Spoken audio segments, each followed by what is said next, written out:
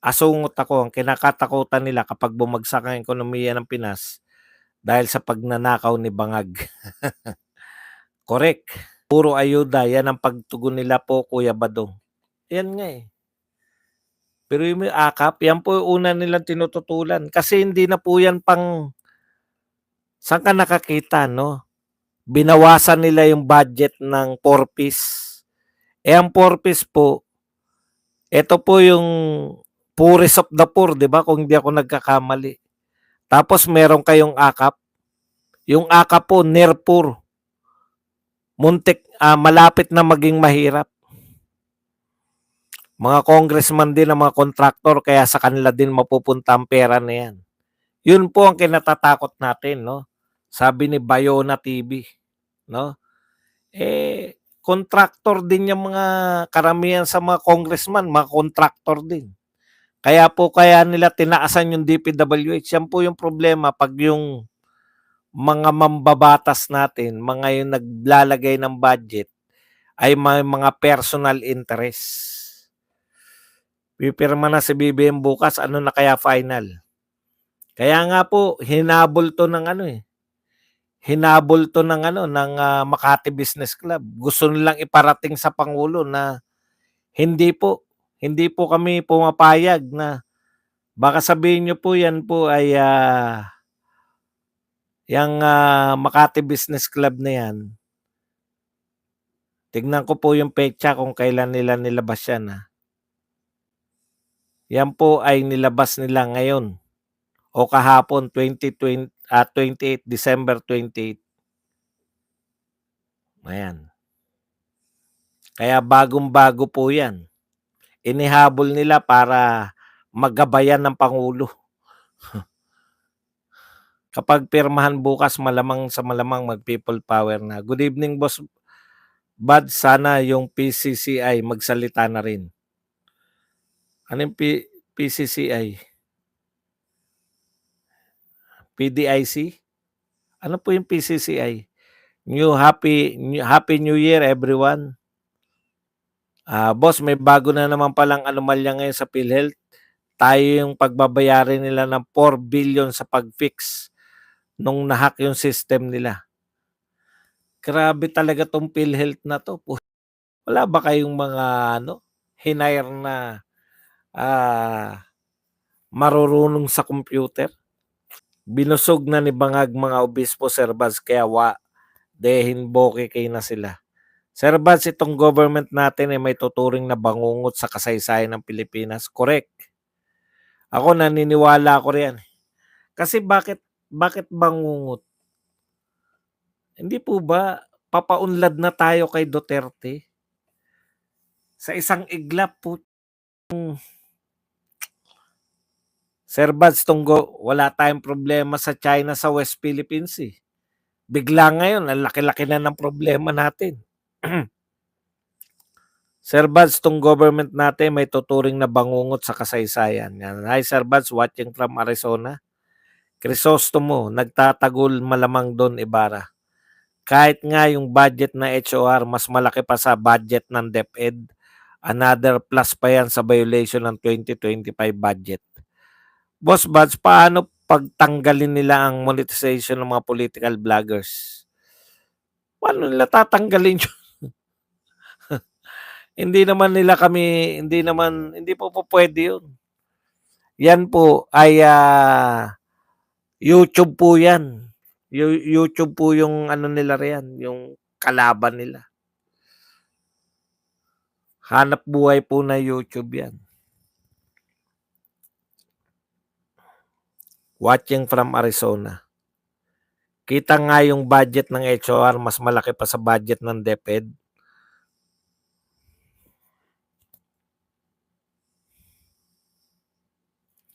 Freedom of speech and expression, hindi nila pwedeng kuhanin yan sa atin. Yung akap, pinipili lang ang bibigyan, hindi pa rin nabigyan yung nasa kabukiran. Nakakatakot bumiyahe sa eroplano ngayon, Sir Badong, air crash sa Azerbaijan kanina, sa South Korea, at almost plane crash naman sa Canada. Alam nyo, nakita ko yung ron, marami nga nagko-question.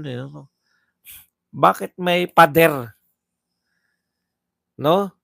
'Pag dumire-diretso yung eroplano, dapat walang pader, hayaan lang, 'di ba dapat bukas yun kasi hindi mo talaga maiiwasan, eh. Biruin mo landing ng eroplano, pader yung dulo. PCCI, wala po, eh, wala po akong nakikita na, ah, yan po yung dalawa nating ano, 'di ba, dalawa pong, grupo, pinakasikat na grupo ng mga negosyante, Makati Business Club tsaka 'tong, Philippine, Chamber of Commerce and Industry.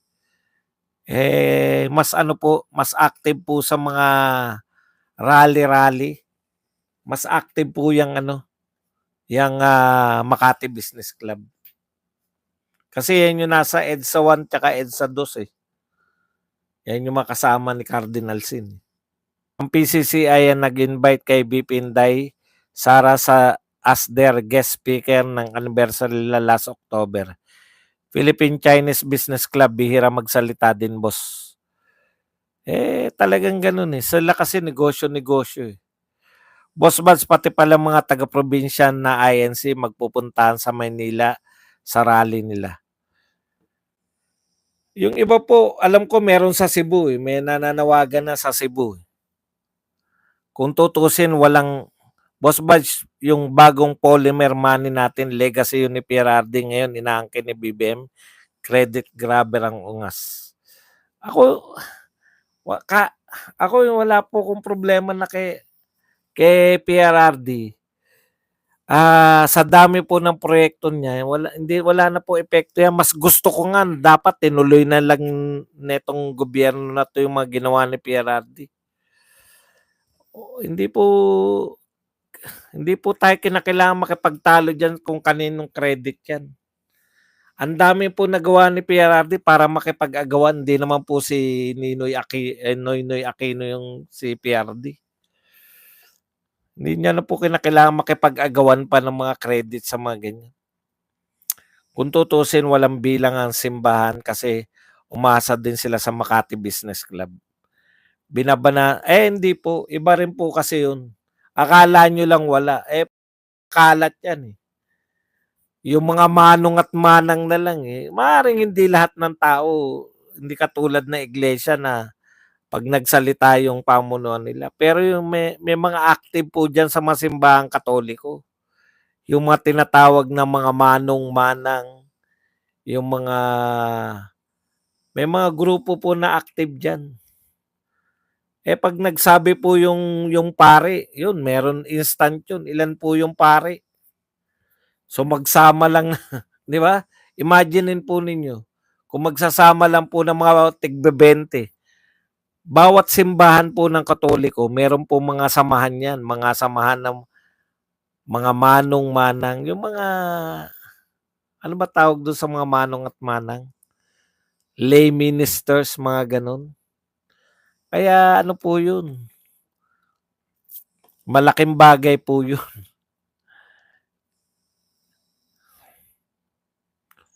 Kasi po nung EDSA 1 at EDSA 2, meron organized na, eh, yung mga trabahador ng Makati Business Club, yung mga manong at manang ng simbahan. Meron na silang simula, eh. Ito yung naganap nung huli, padami lang ng padami dahil nakikita nila araw-araw nariyan pa rin. Wala talaga yung pagsisimulan na organisasyon, mga organisasyon. Starman, pabalik-balik ka, pansinin mo nga to, boss. Boss Bas, pwede ka kaya magpresenta na maging isa sa mga representative ng mga vloggers? Kailangan kasi ng isang henyo para barahin ang mga wadcom na yan. Pag makotempt ka, maging 1 million subs ka na. Meron na bang nag 1 million dahil si Ka Eric ba, na-contempt na nga yun, wala akong million. Hindi totoo yan sinasabi mo. Tsaka mahirap po mag-volunteer sa mga committee na yan. Iba po ang tingin nila sa mga resource person. Hindi po resource person ang tingin nila, eh. Ang tingin nila sa mga resource person ay mga ano, anong tawag dun, kriminal na puwedeng sigawan, puwedeng duru-duruin. Putya mga militar nga na si Colonel Grijaldo nga walang kaso, nakakulong pa hanggang ngayon. Boss, ang target talaga ng HOR ay mga DDS vloggers. 'Pag pinatawag ka, ihanda mo yung unan kumot tapos sabihin mo sa chairman, "Mr. Chair, welcome back." Sa FPRRD walang problema, angkinin niyo na lahat. Boss Mads, tuloy pa rin ba ang construction ng Manila Subway? Hindi po natin alam, eh.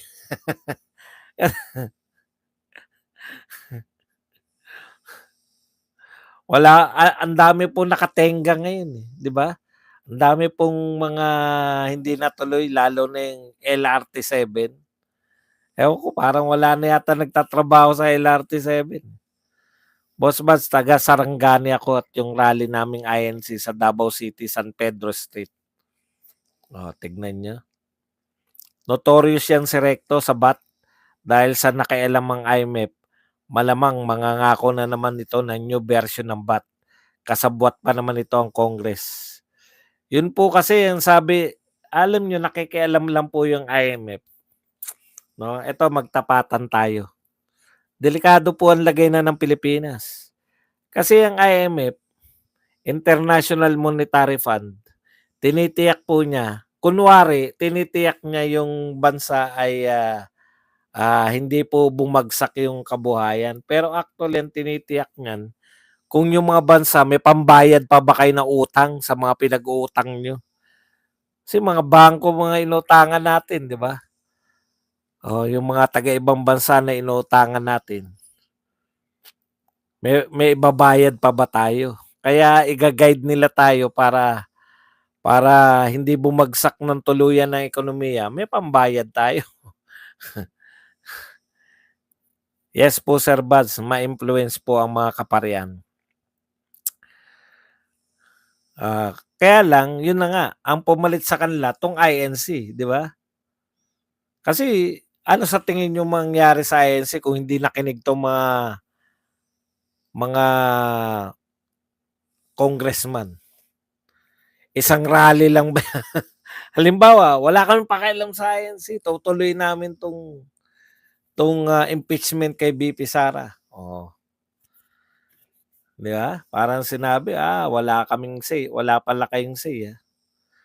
Kung sumama ang Makati Business Club, masarap magmarcha sa Ayala Avenue dahil sa dami ng confetti. Yeah, usong-uso yan dyan eh. May rally po kaming INC sa probinsya, mga bayan kung saan man kayo lalawigan at bayan nakatira. Lumabas po kayo sa January 13, 2025. Kalaban po ang tingin nila sa resource person. Correct. Patawayan boss, kanina pa pabalik-balik. Pwede vloggers party list. Number 1 nominee si Sir Badong Aratili. hindi na po tayo naghahangad diyan.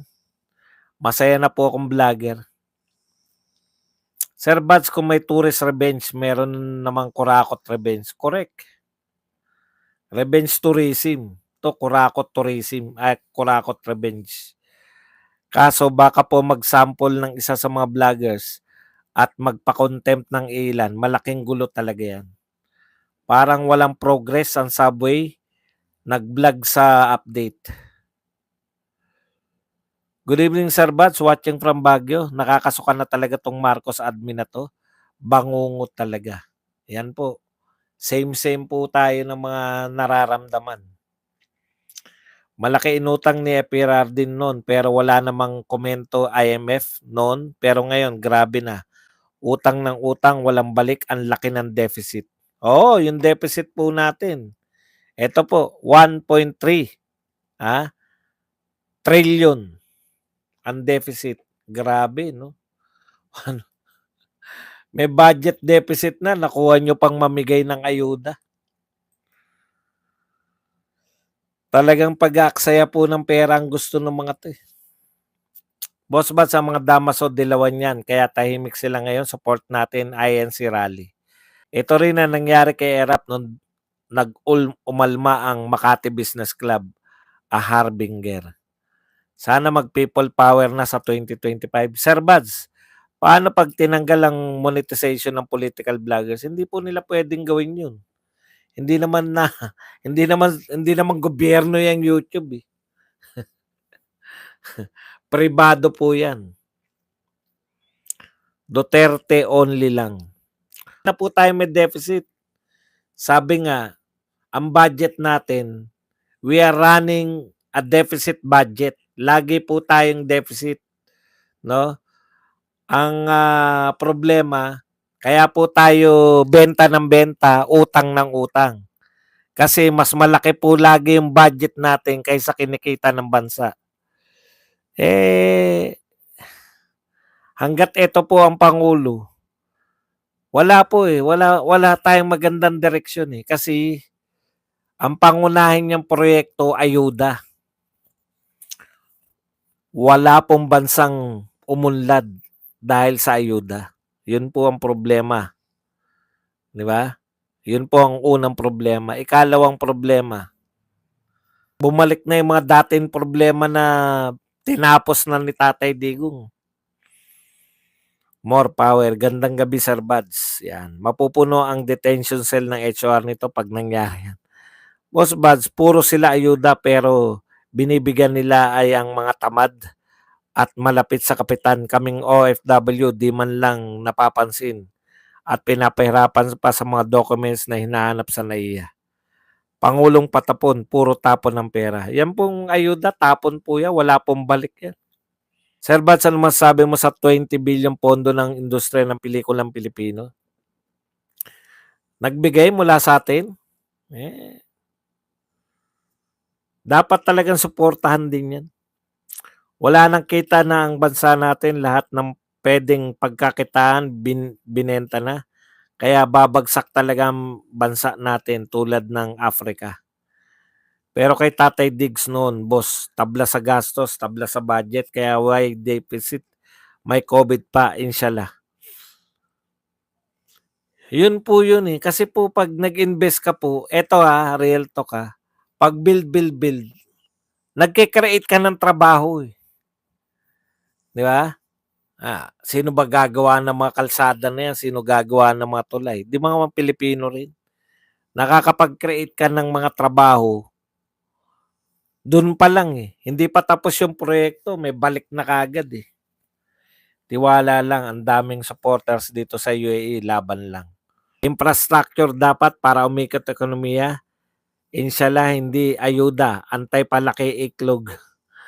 Dapat boss, hamunin yung mga bangag loyalist, kumpara nila yung unang 2 taon na FARD sa ngayong admin para malaman nila kung gaano kawalang kwenta yung sinusuportahan nila ngayon. Hindi na po tatalaban yung mga loyalista na yan. Badong sarado na yung 13 million trust accounts ng Land Bank. Grabe talaga tong boboin na to. Mukhang pera na kurakot pa. Sir, what makick out si BBM, sir, tapos si VP na presidente? Sino magiging VP? Yan po. Kukuha po yan sa Senate at sa Congress. Ayan. Ang mamimili po yung presidente. Kaya hindi po automatic na si Chis Escudero. Maraming contempt magaganap pag mag-attend ang mga DDS vlog. Hello po, Solid Duterte po from South Cotabato. Kayo din. Alam nyo, imbitahin nyo kami riyan, matokes po kami lahat. Pag nag-imbita kayo, hindi naman namin, siyempre, atin tayo dyan. Baka pasikatin nyo lang yung mga vlogger, di ba? Magsisi pa kayo. Bato for Vice President, DND agad. Yan. May chance pala maging VP si Robin. Wala po. Ako na po magsasabi sa inyo, wala po. Di ba nung natanggal si Marcos Sr., may VP, bakit hindi siyang pumalit, boss? Nag-EDSA revolution nga eh. Hindi na. Siyempre kung sino yung niloklok ng mga nagrevolusyon, yun po yun. Iba po yung nangyari, hindi po usual yun. Hindi naman po impeachment yung naganap kay Marcos eh. revolusyon po. 'Di ba? Nag-alsa po yung mamamayan. Hindi po yan katulad ng kay Erap na merong impeachment na naganap. Kaya yung Vice President yung pumalit. Revolusyon po yun. Kumbaga, pag-alsa po ng mamamayan yun. Kung sino po niluklok ng mamamayan, yun po yun. Hindi na po nakabatay yun sa usual na, umalis yung presidente, yung vice president ang papalit. Hindi po. Nag-alsa nga eh. Pag naging president si Sara, siya na ang pipili ng VP niya. Opo, ganun po yun. Sana piliin ni VP Sara sa Senator Bato na maging VP para patay lahat ng mga drug lords sa mga drogista. No limit tangere ni Ibarra. That's why greetings from Boston kasi hindi Michigan. Kindly look at the US map. Yan. Pag-atras si VP Sir. Anong pag-aatras? Pwede ba si Captain Dado muna? Tapos sa 2020, anong pag-aatras? Hindi ko po maintindihan yung pag-aatras. Hindi po siya pwedeng umatras dahil siya ang Vice President. No limit tangere. Si Doy ang Vice President ni Cory nung EDSA Revolution. Si Doy Laurel na walang lasa. Thank you, Tate Emik. Good evening, Boss Badong. Watching from Valencia City. Sana si Congressman, si Marcoleta piliin ni Inday BP. Si Bato na Chak. Si Captain Dado ipatawag na lang una, tignan natin. Ruro eh. Oo na si Captain Dado. Kung siya pag nakalimutan, pag mumumuray niya. Contempt. Pwede ba maging VP si Congressman Marcoleta if mapatalsik? Si VP sabi ko nga po, kung sino po yung pipiliin ng presidente, siya po yung magiging vice president. Kung napatalsik ba yung Pangulo, halimbawa nag-resign si BBM, si Sara mamimili kung sino vice president niya. Halimbawa na natanggal si Sara, si BBM mamimili kung sinong bago niyang vice president. Ganun po yun. Ay oo pala, baka si Congressman Marcoleta maging VP ni Sara. Tapos PNP chief ni VP Sara si PRRD. Hello, Franz. Hindi po pwedeng maging PNP chief si PRRD. Hindi naman siya pulis eh. PNP nga eh. Pwede siya kung ang ibig nyo sabihin na hahawak ng pulis si Duterte, DILG secretary. Ganon. Si Bongo na VP, sir. Kayo naman masyado. Alam niyo, wag po kayo kaya kayo na po prostrate eh. Ito po dapat ang iniisip natin, panay laban lang. Kasi halimbawa, iniisip nyo na magiging president na si VP Sara. Kung hindi siya naging presidente, manghihina kayo dahil yun yung goal nyo di ba?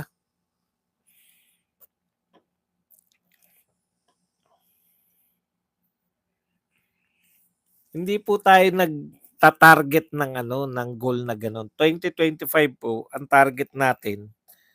Kusa po yan kung magre-resign, bakit hindi hawakan ni VP Sara? Pero yung sasabihin ninyo na etong taon na to magiging presidente na si VP Sara, mahirap po yun. Frustration po ang niyan, yung magiging katumbas sa inyo niyan.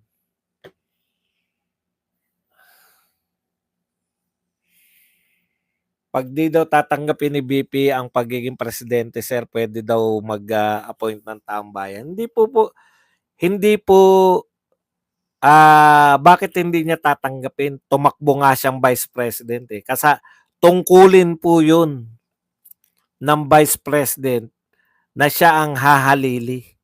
Hindi niyo pwedeng sabihin na hindi siya tutupad sa tungkulin.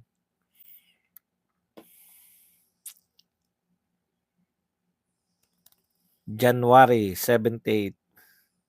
78. Tama ka. sa mga kagaya mong aso ni Bangag, kailan nga pala yan magpapa-drug test, buwang ka. Boss, 'pag pinatawag kayo dapat patagan kayong mag-live sa hearing tapos bago ka sumagot sa tanong nila sabihin mo, babatiin mo na yung 10,000 viewers mo. Puwede rin. Dapat sana mag-iisip kung paano makuha ang ninakaw na pera. Congressman ang imbestigahan niyong ang GMA, ABS-CBN channel ang una niyong imbestigahan dahil kahit bagyo, hindi na binabalita kung ilan ang namatay sa bagyo. Pati po yung cleaner po ng COA yung OVP, hindi po nila binalita. Kabadong 'pag si VP ang president sa 2028, makakalaban pa siya maging president? Hindi ko nakuha yung tanong. 'Pag si VP ang president sa 2028, makakalaban pa siya maging president? Ang ibig niyong baka ito ang tanong niya, 'pag naging presidente ba ngayon, halimbawa nag-resign si Marcos, naging presidente si VP Sara, puwede ba siyang tumakbo sa 2028? Yun ba yung tanong niyo? Puwede po. Wala naman kasing sure kung papaano natin makuha sa madali ang paraan ng ninakaw. Yan ang mga naman abutin na naman ng 20 to 50 years bago makuha yung sa ama. Hindi pa nakuha lahat, may nakuha na naman. Maraming congressman siguro hindi makatulog ng mahimbing hangga't hindi napipirmahan ni BBM ang budget.